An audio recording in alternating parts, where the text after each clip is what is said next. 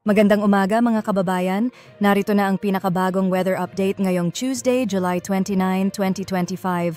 Huwag kalimutang i-like, i-share at mag-follow, mag-subscribe sa aming channel at pindutin ang notification bell para lagi kang updated sa mga susunod naming ulat panahon. Kanina pong 4 in the morning, naglabas ng thunderstorm advisory ang Pag-asa. Inaasahan ang mga pag-ulan sa mga lalawigan ng Zambales, Bataan, Tarlac at Pampanga na maaaring tumagal ng hanggang 2 oras. Kung inyong matatandaan, may 2 bagyo na nasa labas ng Philippine Area of Responsibility. Bagamat wala na sila sa monitoring domain ng Pag-asa, patuloy pa rin nilang pinapalakas ang southwest monsoon o habagat na umiiral sa malaking bahagi ng bansa. Dahil dito, inaasahan pa rin ang mga pag-ulan sa western section ng Luzon. Kaninang 5 in the morning, inilabas ang isang weather advisory kaugnay ng mga pag-ulan dulot ng habagat.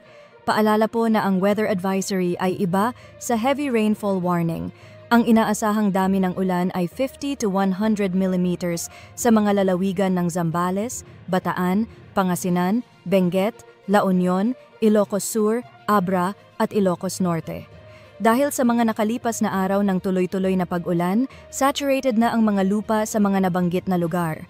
Kaya't pinapayuhan ang lahat na maging alerto sa banta ng flash floods at landslides. Ngayong araw, asahan ang maulap na kalangitan na may mga occasional rains, particular sa western section ng Luzon. Ang buong Luzon, kabilang na ang Metro Manila, ay makakaranas ng scattered rains and thunderstorms.